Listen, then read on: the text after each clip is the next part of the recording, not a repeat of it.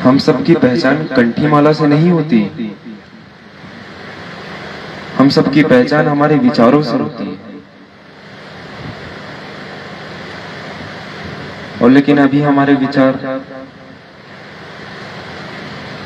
संसार के मोह माया में फंसे हुए, वही सोचते हैं दिन रात, अरे यार पैसे कैसे कमाए हम लोग, ऐसा दुनिया भर की चीजें हम सोचते रहते हैं। इससे ऊपर उठ ही नहीं रहे हम, इससे ऊपर हम उठ ही नहीं रहे। और साहब को भी हम अपने संसार में खींच रहे हैं।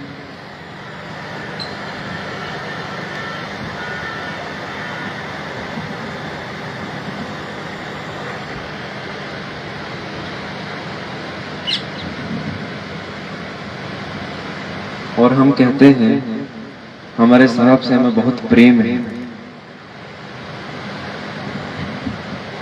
लेकिन ये प्रेम नहीं है, ये मोह है।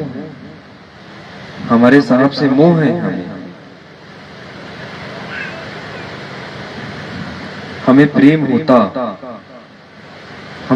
होता तो हम अपने साहब के बताए हुए मार्ग पर चलते, लेकिन हमें तो मोह है। हमें जो परेशानियां वो बता रहे हैं, परेशानी बताने से हल नहीं होती, परेशानी बताने से हल नहीं होती, उसका उपाय खोजना पड़ता है, हमें ही ढूंढना पड़ता है, क्योंकि परेशानी भी तो हमारी है ना।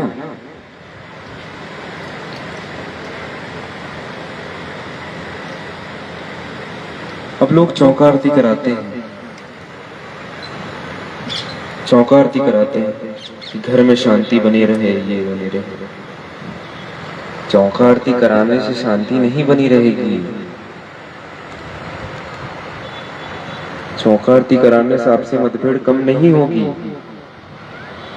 वो हमारे ऊपर है कि हमारे घर में हमें शांति बनाए रखना है कि मतभेद खत्म करना है, ये हमारे ऊपर है। और लोग इसीलिए चौका आरती कराते हैं। मुझे समझ नहीं आती है ये बात। और हमारे महान साहब भी चले जाते हैं चौका आरती करने, लेकिन कभी ये नहीं पूछते काहे कराना है तुम्हें चौका आरती। उनके पास आएंगे, साहब चौका आरती कराना है हमें, कर ठीक है ये डेट में आ जाऊंगा, मैं इस डेट में चौका आरती कर दूंगा, बस। ऐसा नहीं होता। ये महान साहब का भी फर्ज बनता है कि काहे चौका आरती करानी है।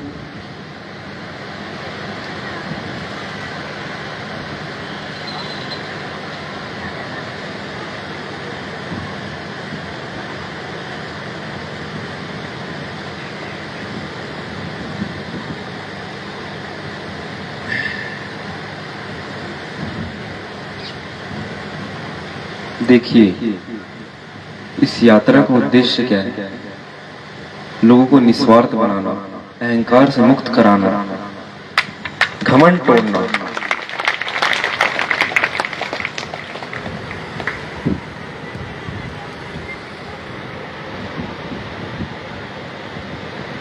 यही इसका उद्देश्य है।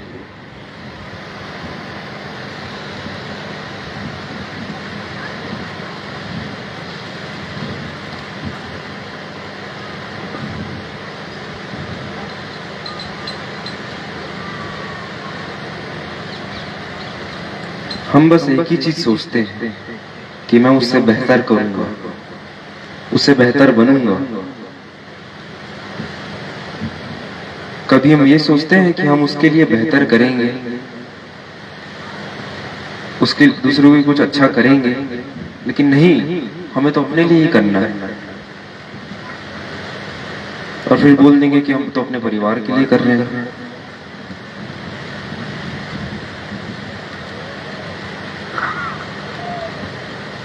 अपने बीवी बच्चों के लिए कर रहे हैं।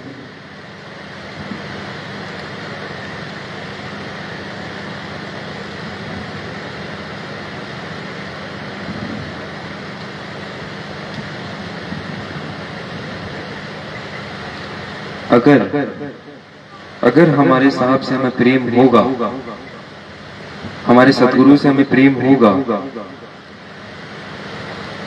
तो हम उन्हें अपने संसार में नहीं खींचेंगे, उनके साथ उनके दरबार में जाएंगे, उनके बताए हुए मार्ग पर चलेंगे।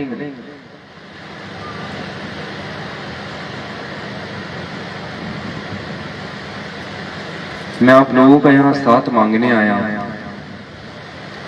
आप लोग अपना साथ देंगे,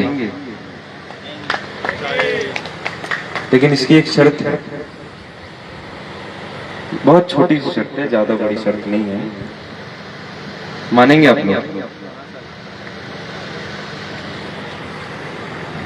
शर्त ये है, आप लोगों को निस्वार्थ बनना पड़ेगा, आप लोगों को अहंकार से मुक्त होना पड़ेगा।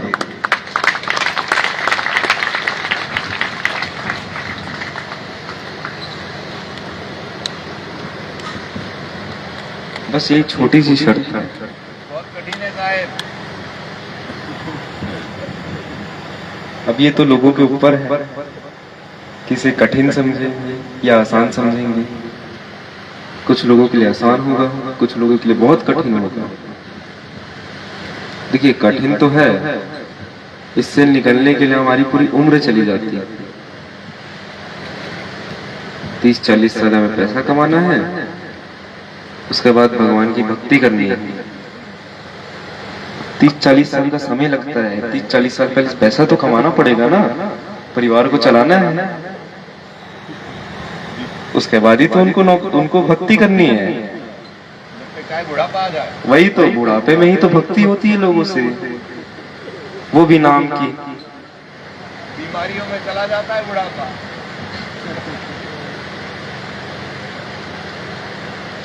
देखिए, मैं वैसा नहीं कह रहा हूं, मैं ऐसा नहीं कह रहा हूं पूरी जिंदगी भक्ति पर निकाल, पूरे समय भजन गा रहे हैं, प्रार्थना कर रहे हैं, ये कर रहे हैं। अरे साहब, हमारी साहब कितनी साखियां हैं, हजारों लाखों साखी हैं, हमें उसे याद नहीं करना है। उनकी एक साखी को भी अपने जीवन में उतार लेंगे तो हम उनके राह पर चलने लग जाएंगे, उनकी भक्ति ऐसे ही हो जाएगी। एक साखी भी मैं ज्यादा बोल दिया, मैं तो साहब की 1/4 साखी लेकर आप लोग के लिए इस यात्रा में आया हूँ। जीव दया आत्म पूजा 1/4 साखी है। इसका अर्थ समझते हैं आप? जीवों की दया, जीव जंतु की सेवा।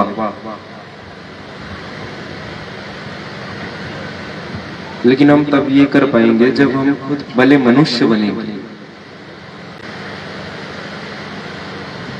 अपने अंदर मनुष्यता को उतारेंगे,